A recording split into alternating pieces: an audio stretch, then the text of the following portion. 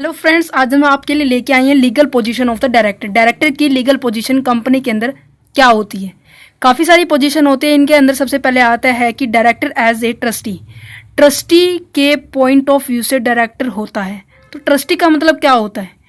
A person is a director is a person who is selected to manage the affair of a company in the interest of the share holder.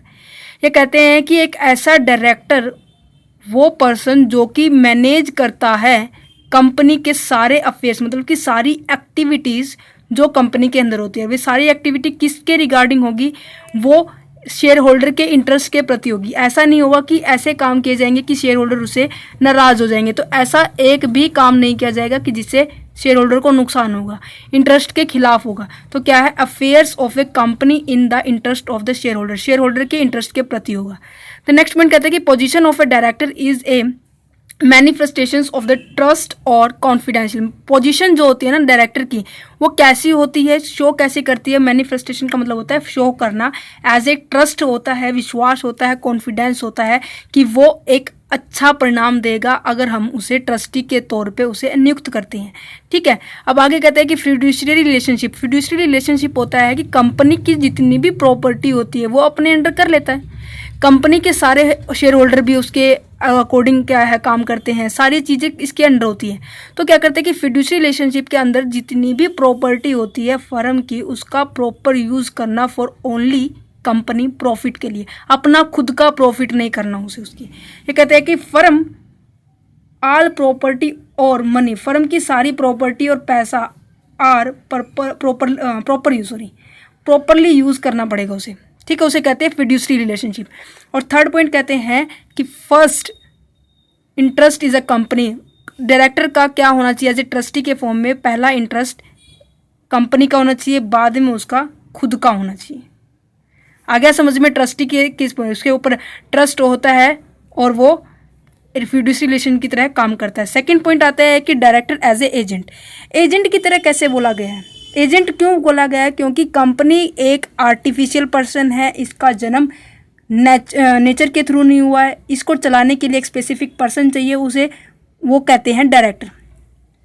अब ये कहते हैं कि all the contract and deal of a company done by the agent. सारे के सारे contract और deal किसके द्वारा किए जाते हैं? एजेंट के द्वारा की जाती हैं। कंपनी के बेस पे सारे कॉन्ट्रैक्ट एजेंट के द्वारा किए जाते हैं। वो agent in the form of the director है। ठीक है, डायरेक्टर है हमारा। तो कहते हैं कि sale and purchase of the shares and debenture. Sale और परचेज भी शेयर डिबेंचर की एजेंट के ही थ्रू की जाती है, जो कि हमारा डायरेक्टर है। नेक्स्ट पॉइंट आता है कि director as the manager. Manager क्यों कहा गया है? Director is appointed by the share holder. Director कैसे अपॉइंट किया जाता है? शेयर होल्डर के द्वारा किया जाता है। एक रेजोल्यूशन पास किया जाता है अपॉइंट करने के लिए, जिसकी ज़्यादा बहुमत होगी उसी को डायरेक्टर अपॉइंट किया जाता है। तो इसलिए कहा गया है कि director is appointed by the share holder. Share holder के द्वारा अपनाया जाता है। For effectively use of the resources. वो क्या करता है कि उनका इफेक्टिव यूज करता है, जितने भी कंपनी के अंदर रिसोर्स है उसका।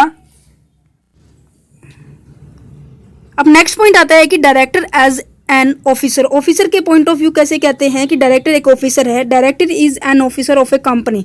डायरेक्टर क्या होता है? कंपनी का ऑफिसर होता है। As an officer he is make.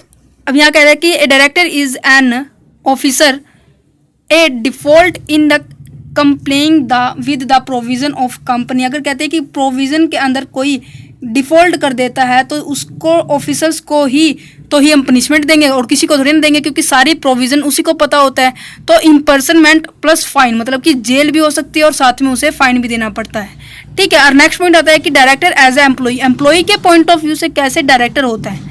Director वैसे एम्प्लॉई नहीं होता, परंतु कुछ एक डायरेक्टर होते हैं कि जो एम्प्लॉई के पॉइंट ऑफ व्यू से भी काम करते हैं। नो एम्प्लॉई के साथ है कि फैन ही इज एम्प्लॉई, अगर वो एम्प्लॉई है एम्प्लॉई नहीं है और वो एम्प्लॉई है।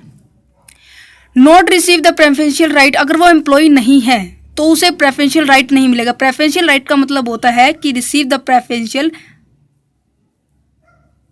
मतलब कि जो अमाउंट होते हैं ना, जो अमाउंट जो वाइंड अप होती है कंपनी, तो उसे जो सबसे पहले जो राइट होता है ना कि पैसे रिसीव करने का, वो नहीं मिला अगर वो एम्प्लॉय नहीं है। अगर वो एम्प्लॉय है तो किस पोस्ट पे हो सकता है? कॉस्ट अकाउंटिंग पे हो सकता है, मैनेजर की पोस्ट पे हो सकता है, और प्रोड्यूसर की प्रोडक्शन डिपार्टमेंट की पोस्ट पे होता है। ये सारे क्या है? एज ए एम्प्लॉयज डायरेक्टर होते हैं। डायरेक्टर के पॉइंट ऑफ व्यू आ गया thank you for watching this video. अगर कंसेप्ट समझ में आए हैं तो लाइक कीजिए, अदरवाइज कमेंट कीजिए। धन्यवाद।